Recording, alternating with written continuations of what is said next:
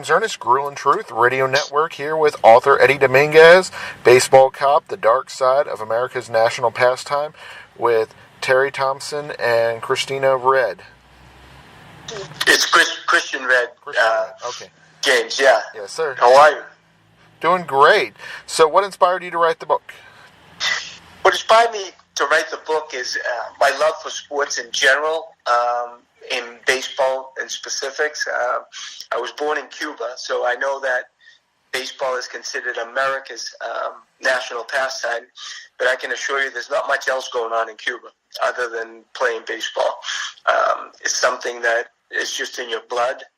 You play as a little kid, even if it's just with a rock and a stick. And, you know, it's something that I love, and I still love it. But I just wanted to share with the fans that are interested about what really goes on behind the scenes in this multi-billion-dollar industry that we call Major League Baseball. And just to show them that, you know, the business end of it, of our national pastime, is full of lies and cover-ups and things that should be of concern to a true fan. So it sounds like it's about Pete Rose, right? No. You would think, baseball would like you to think that all cover-ups and lies ended with Pete Rose, and unfortunately, Baseball Cop takes you behind the scenes and it shows you that they still exist.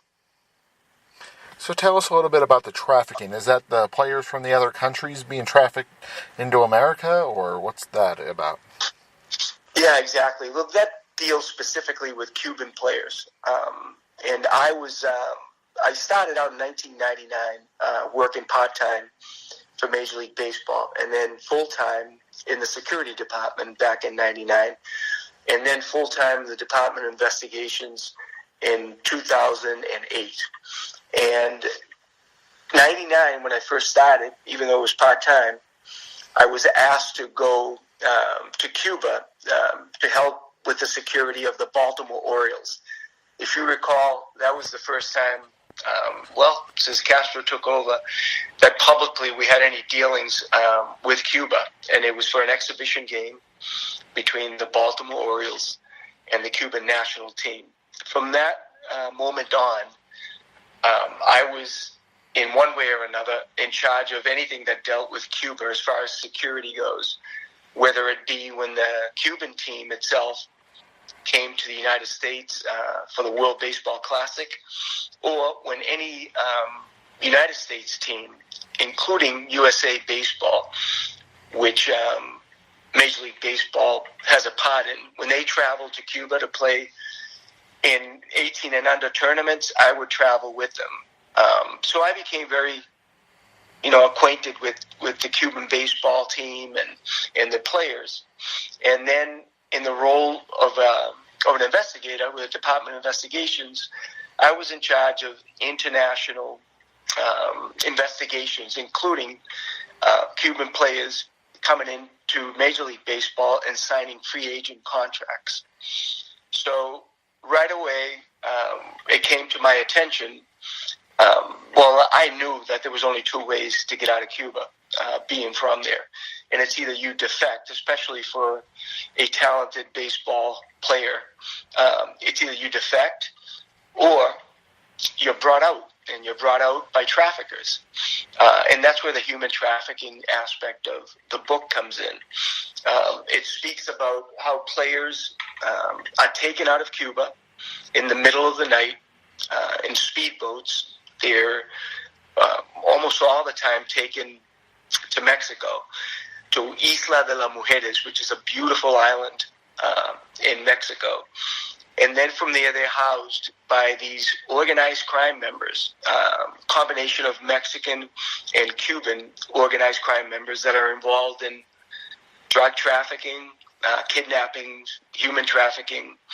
And they're housed the same place as other people that they're holding after they kidnap, until an agent is found that is willing to pay whatever it is that these traffickers want to basically sell the player to them, and then in turn the agent will eventually get the player to gain residency in a country other than the United States and Cuba, and then they become free agents.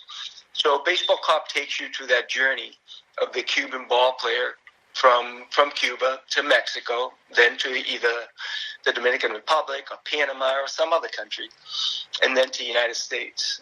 And then it also takes you into all the corruption that's involved in these players gaining residency, and corruption involved in teams paying upfront money to these traffickers to get the players out of the country. Oh, wow. So the teams are involved in it? Yes. The book explains the situation of the investigations that we tried to initiate and how the Labor Department, the Commissioner's Office, prevented us from following through in those investigations. So in reality, we never really get the opportunity to actually uncover that teams were involved. But the book walks you through a couple of different incidents where, the reader can make their choice as to whether it's obvious or not that teams are involved. I also testified last year in a human trafficking case in Florida where two agents that deal directly with teams were found guilty of bringing these players into the country. And I can assure you, having been helpful to the FBI and ICE agents doing the investigations, that their goal was to catch Major League Baseball and teams doing exactly that, trafficking ball players. They haven't quite got there yet, but the investigation is still open. Wow. So it sounds like there was a lot more to it than just the 2005 congressional hearings. It sounds like there's always something constantly going on with baseball.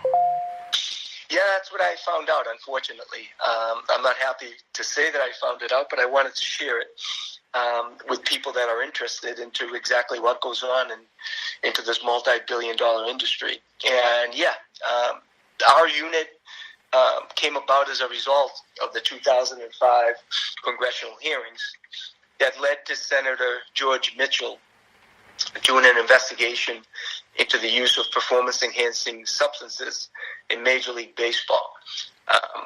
His investigation came about because then Commissioner Bud Selig's feet were kind of held to the fire by Congress.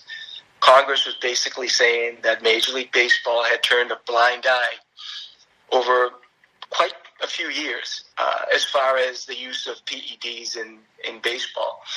And that led to the then Commissioner Bud Selig getting George Mitchell to do an investigation.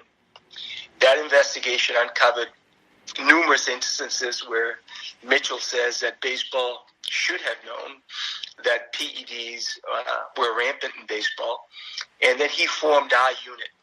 Our unit was called the Department of Investigations, DOI, MLB DOI, and it was to be headed by high-ranking and trusted law enforcement officials that would deal directly with law enforcement. And anything that we found out was to be reported, and we were supposed to work hand-in-hand with law enforcement to uncover not only the use of performance-enhancing substances, but anything that called into question the integrity of America's pastime. And as soon as we started working, it was my boss was Dan Mullen, a highly decorated former chief of the NYPD, and George Hanna, the head of the organized crime unit for the FBI in New York and in Italy. And those were the two bosses, highly respected, with connections all throughout law enforcement. And then three of us came on board. All three of us were bilingual because a lot of the issues dealt with Latin America. And in my case, my background was working narcotics for 23 out of my 29 years in law enforcement. So we hit the ground running, and right away we noticed that PEDs weren't the only issues. We came across human trafficking. We came across Latin American ball players getting visas to come into this country with falsified identities and ages. We also came across the fact that some of these players bonus money was being stolen by American scouts as well as international scouts. And we fired a lot of them and put a few of them in jail. And, that's the kind of things that we found right away. So it sounds like there were some dramatic changes that were made. Has that helped to clean up the game? It helped along the way. Unfortunately, at the end of the biogenesis investigation, which to me, it's the biggest investigation in the history of all sports, where there were 14 players suspended for the use of performance-enhancing substances, and a drug dealer by the name of Anthony Bosch and his colleagues were arrested by the DEA. At the end of that investigation, after receiving a lot of bad feedback from the commissioner's office, from Rod Bamford and Bud Selig, we were terminated, myself and my two bosses. And basically the Labor Department now runs the Department of Investigations, which is exactly what Senator George Mitchell said in his report that should not happen. And the reason he stated that is because Labor deals with the Players Association in the collective bargaining agreement. And he found that would put them in a position where it would be kind of strange to be investigating players when you had a deal with the Players Association to get to the collective bargaining. So he thought that over the years his investigation had shown that marriage just doesn't work. Well, after 2014, Department of Investigations is now run by the Labor Department of Major League Baseball. So it brings us back to pre-2005. Yeah, that doesn't make much sense to be basically watching your own, having them judge themselves. That doesn't really make sense. It doesn't. And Baseball Cop brings out the views not only of myself. Unfortunately, my colleagues can't express their views because they signed non-disclosure agreements. But it brings out the views of DEA agents that we worked hand in hand in the biogenesis case. And they tell you how they were amazed at how the Labor Department put roadblocks in their investigation, in our investigation, and ran their own investigation separate from the DEA's federal investigation. What were some of the other major offenses? So you had the trafficking, you had the drug / PODs performance enhancing drugs scandal. What were some of the other things that we might not have heard about? Well, I mean, it's obvious, not obviously, but in football recently, a few years ago, you heard about domestic violence. Domestic violence is something that's been going on in all sports for a long period of time. And you'll read in Baseball Cop that a lot of instances prior to DOI being formed were being swept under the rug as far as domestic violence. And very similar to our Department of Investigations, National Football League commissioned a special study and hired a very well-known domestic violence advocate to run their unit after they had incidents that brought the attention of the media. And when that happened in 2014, I had already been dismissed. And one of the things I laughed about is the fact that I knew that, just like us, this was a group of people that had been formed to quiet the media. And sure enough, 3 years later, and just recently, the head of that unit came out in the news, in the press, and said she was leaving. And the reason she was leaving, very similar to what happened to us, is that football used her to quiet the media. And in reality, she found out that her recommendations were not being looked at, and they were just not doing what she had recommended to do. And she thought that her time there was being wasted, so she retired. So domestic violence was one of the other issues that came up. a lot of people, when you think of these type of things, the crimes, the dark side of Major League Baseball, of course, like I mentioned before, Pete Rose, you think of Shoeless Joe, you think of Satchel Paige jokingly lying about his age, all those years. But isn't it more of a modern problem with, like, say, A-Rod or Barry Bonds and Sosa?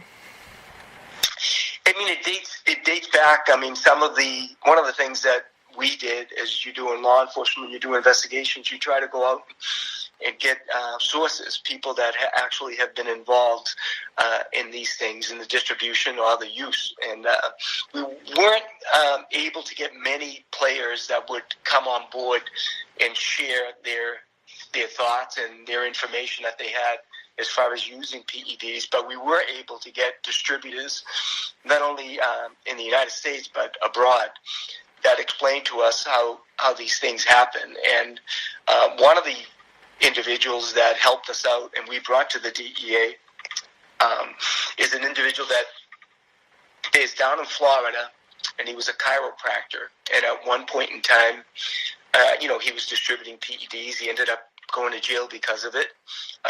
And he says it dates back to, the late 70s, early 80s, as far as PED use. So everybody associates it with McGuire and Sosa, but in reality, it was going on prior to that. And I can tell you from speaking to all these individuals, including Anthony Bosch, who was the expert witness for Major League Baseball during the arbitration hearings that ended up with the suspension of A-Rod. And he tells us in an interview that we do in Baseball Cop, and that I'm sure the readers will find interesting, that he believes that 70% of Major League Baseball players are using performance-enhancing substances. Oh, wow. Currently? He says currently. I would say that to be truthful, he should be saying 2014, because unless after he did his jail time, if he's back doing it, which he wouldn't share with us, it would be hard for him to make that statement as of today. But nothing has changed as far as testing goes from 2014 to today. He says, Anthony Bosch says, that Major League Baseball has the best of a bad system for testing. And in the case of biogenesis, there were 14 players suspended. The only one that was suspended that had tested positive was Ryan Braun. A-Rod was not suspended because he tested positive. A-Rod tested positive back in 2003 on a test that was done that was supposed to remain anonymous in an agreement with Major League Baseball and the Players Association to see what percentage of players were actually using it. So in reality, 13 out of the 14 players that were suspended never tested positive. So, I know he's saying 70%, but, look at what happened in biogenesis. The percentage of the players that were suspended that didn't test positive, it's much higher than 70%. Wow, that is insane. That, like you said, so they're in charge of themselves. They, really haven't been given any motivation or reason to change. It just seems like a vicious cycle that ends up repeating itself. Yeah, that's what we found out. And we also found out that, the only way to investigate these things, and I know nowadays with technology and, social media is a great way to conduct investigations nowadays, but to get somebody, and Anthony Bosch says it in Baseball Cop, to find somebody and actually get them with for using PEDs, you have to do the old-fashioned investigations, the gum-chewing investigation, the feet on the ground, knocking on doors, asking questions, and that leads you to finding non-analytical ways to suspending these players. If you count, if all you're basing your investigations is on testing, it just doesn't work. Wow. Well, I'd like to thank you for being on the show today, Eddie. If fans are wanting to get your book, where's the best place to get it at? The best place to get it is probably on the internet. A lot of bookstores are carrying it. Barnes & Nobles is carrying it. Target is carrying it on the internet. But Amazon is probably one of the better places to look it up and get it. And then if fans are wanting to learn more about you or follow you on social media, where's the best places to do that? My Twitter account is @Dominged, DOMINGED. And that's probably the best place. I'm not a big social media guy, but, after having Christian Red and TERI Thompson help me with the book, we try to get more public as far as social media goes. So that's it, my Twitter account. Any other books that we should expect from you for down the road, or mostly just going to go back into the detective agency part of it? I think we're just trying to get this book out there, and I appreciate very much, James, you doing so. But what we found along the way is that, for some reason, the national press is not paying attention to this book. We've had articles written in the New York Daily News, the Post, the Boston Herald, but we found that up to now there isn't one national baseball writer that's even commented on it, which we find rather strange. I was going to say, I know you can't say it, but my belief on that is because if they do comment on it, they might not all of a sudden they might not be a national baseball writer if they start agreeing with you too much. Well, James, like you said it, not I. Excellent. Well, thank you, Eddie, for being on the show. Thank you, James. Thank you very much.